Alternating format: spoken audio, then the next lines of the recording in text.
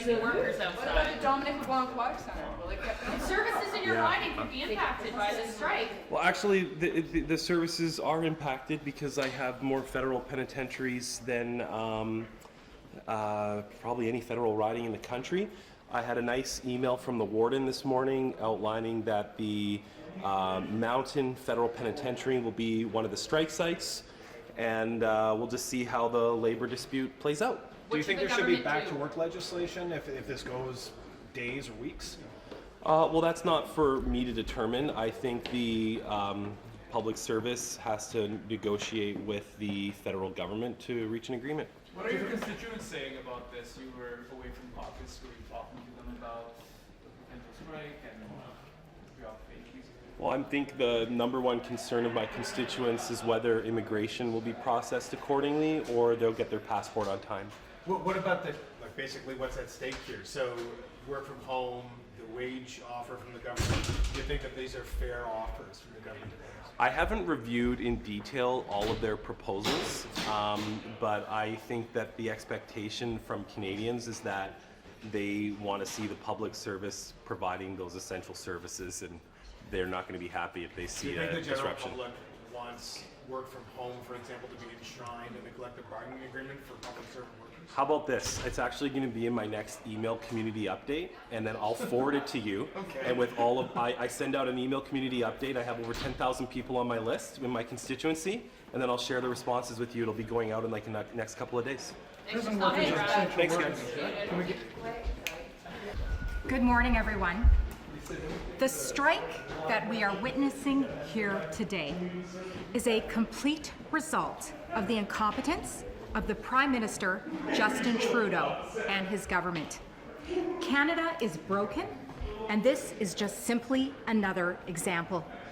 After 8 years of this Liberal government, public servants are also suffering with higher cost of living, higher inflation.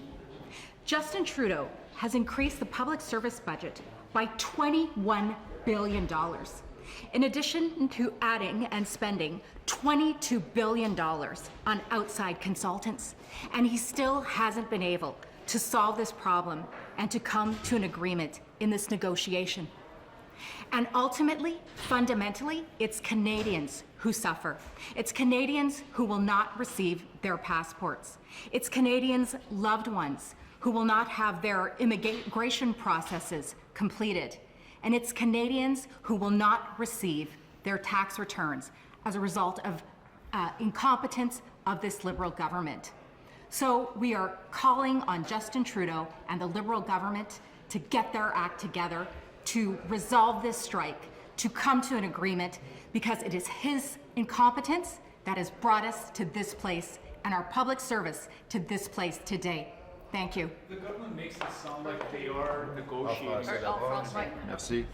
Donc, bonjour tout le monde. Écoutez, ce qu'on voit aujourd'hui, encore une fois, c'est clairement une situation qui a été créée par l'incompétence de Justin Trudeau. Qu'on dise ce qu'on voudra. Depuis 8 ans, plusieurs dossiers sont accumulés d'incompétence. Et là, celui-là, c'est vraiment là, celui qui frappe le plus. De voir la fonction publique comme ça, être en grève aujourd'hui, démontre clairement que Justin Trudeau n'a pas été en mesure d'avoir des négociations de bonne foi, alors qu'on a vu du même temps une augmentation de la fonction publique de 30 21 milliards de plus en salaire, en dépenses gouvernementales pour la fonction publique, et on se ramasse aujourd'hui avec une grève majeure. Cette grève-là va faire quoi? Encore une fois, c'est les citoyens canadiens qui vont en payer le coût. Problème de passeport, problème d'immigration, passons aux immigrants qui attendent, des problèmes de tout genre pour les services publics. Pourquoi nous en sommes là aujourd'hui? Parce que Justin Trudeau n'a pas été en mesure de s'organiser pour avoir une négociation efficace avec la fonction publique canadienne. Donc, on s'attend évidemment que ça se règle rapidement, qu'il y ait une négociation de bonne foi entre les partis, qu'on puisse arriver à rétablir les services publics rapidement afin d'éviter aux Canadiens, encore une fois, de payer le prix de l'incompétence du premier ministre. Mais si ça n'arrive pas, est-ce que vous seriez prêt à appuyer une loi de retour au travail? Actuellement, on n'est pas là du tout. Ce qu'on veut voir, c'est vraiment une entente, une négociation qui se fasse de façon efficace. Les derniers mois, il n'y a rien qui s'est fait. On le voyait avec le retour au travail, par exemple, après la COVID. On posait les questions au comité. On voyait clairement qu'il n'y avait aucune direction. C'était vraiment un laisser-aller complet. Là, aujourd'hui, on se ramasse avec une grève. Je pense qu'une grève majeure. Donc, je pense que Ça prend un leadership, parce qu'on a de la misère à voir avec Justin Trudeau, mais ça prend un leadership du gouvernement qui est capable de négocier de bonne foi, de régler, qu'on ait un retour au travail qui se fasse dans l'harmonie et qu'on puisse travailler dans l'intérêt des Canadiens. Do you support their demands for working from home, though? I mean, you're the party who said you didn't want hybrid parliament. You wanted everybody back in their job at the office. What do you think of that demand from the public servant? It is Justin Trudeau who is at the negotiating table, and he is the one who must take into the considerations which are being requested of him and come to an agreement. He has not been able to demonstrate competence to do that to this point, so he must consider the thoughts and the ideas of the public service, but it is up to him to listen to those considerations and in the presence of good leadership, which he is lacking, come to some type of agreement. Should he consider legislating these workers back on the job if this continues for a number of days and, as you said, Canadians see their services impacted? We are not at the negotiating table. This is in the hands of the incompetent Justin Trudeau and his team, and we really hope that he resolves this strike soon. Okay, Comment allez-vous? Très belle journée. Mon projet de loi est adopté au Sénat hier. Excellent. Sur la violence conjugale. Je peux vous en parler. Mais on aimerait vous entendre sur CBC Radio-Canada. Pas de commentaire. Pourquoi? Parce qu'il me reste à peu près quelques mois au Sénat. Et je me concentre vraiment sur faire avancer le dossier de la violence sur femmes. Je vous quitte bientôt, ça paraît pas, je vais avoir 75 ans bientôt. Fait que je vais avoir des médias après, fait que si jamais vous avez des offres d'emploi pour moi, ça me fait plaisir d'aller à la joute ou whatever. C'est noté. Ouais. Est-ce qu'on peut vous entendre au sujet du début de la grève des fonctionnaires? Vous en pensez quoi? Mais je trouve que beaucoup de monde sont sortis. Ouais. Ça veut dire Je quoi? sais pas seulement qu'ils sont venus de chez eux. Non, mais je pense que je sais qu'une des conditions, c'est que les gens militent pour travailler beaucoup chez eux. Mais je pense que le milieu de travail doit être très équilibré entre une présence au bureau et une présence chez eux. Je pense que le retard qu'on a connu, surtout dans les passeports, dans l'immigration, je pense qu'il y a un lien entre le fait que les gens restent chez eux pour traiter ces dossiers-là plutôt que d'être au travail. Et donc, vous parlez du piquetage en personne, vous faites Ah, mais rien l'évitage, c'est leur exactement? droit. C'est leur droit. Moi, j'ai rien contre ça. Non, mais J'ai vous déjà été avez syndicat. commencé avec ça en disant il faut qu'ils viennent en personne. Vous faites un lien entre les deux? C'est une de leurs revendications. De maintenir le travail à domicile à la hauteur qu'ils sont. On parle qu'il y a à peu près encore 50% des gens qui sont chez eux.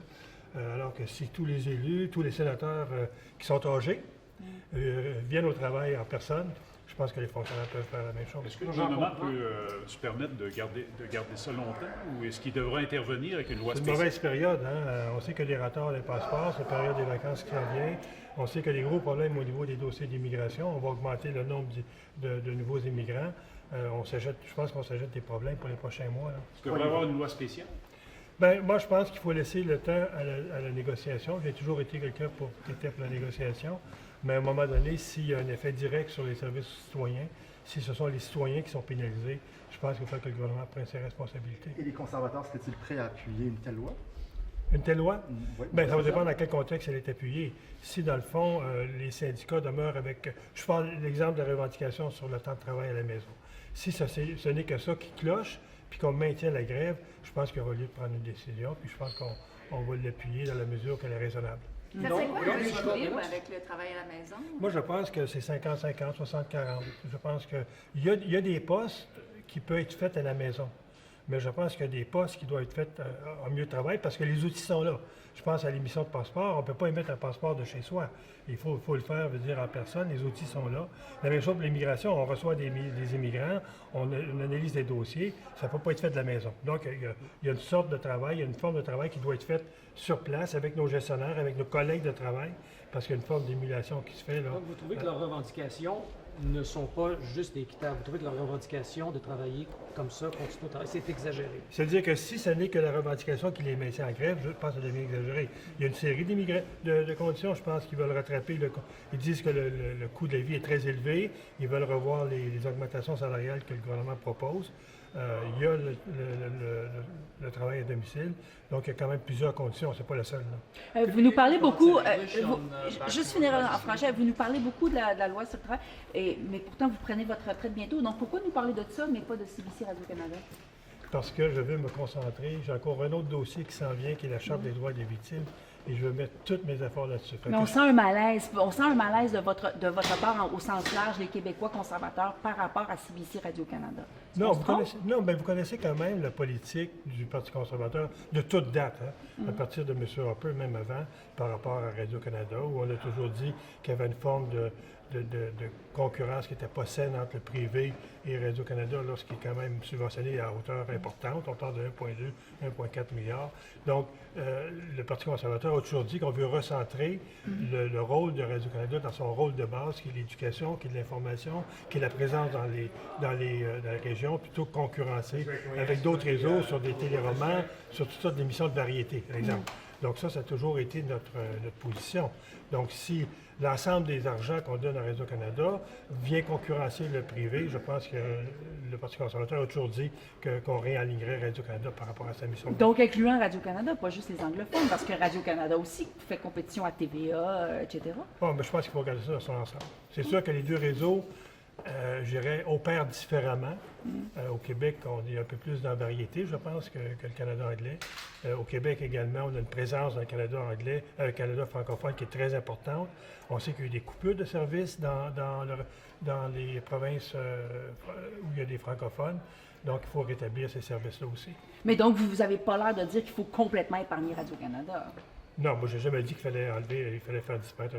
C'est pas ma position. Non, je de parle faire épargner. disparaître. Donc, oui, on s'attaque à CBC, mais pas Radio-Canada. Vous avez l'air Moi, de je dire pense qu'il que faut c'est les regarder deux. les Il faut deux. regarder les deux. Il faut regarder les deux par rapport à la mission de base. Moi, quand je parle à mes collègues sénatrices ou sénateurs conservateurs du Canada anglais qui sont francophones, ces gens-là, je veux dire, s'attendent à des meilleurs services, à moins de coupures, puis à une présence même plus grande de Radio-Canada dans les régions éloignées. Could we get your thoughts in English, please, Yeah. on the back to work legislation? Where does the Conservative Party stand on that? Well, it all depends how long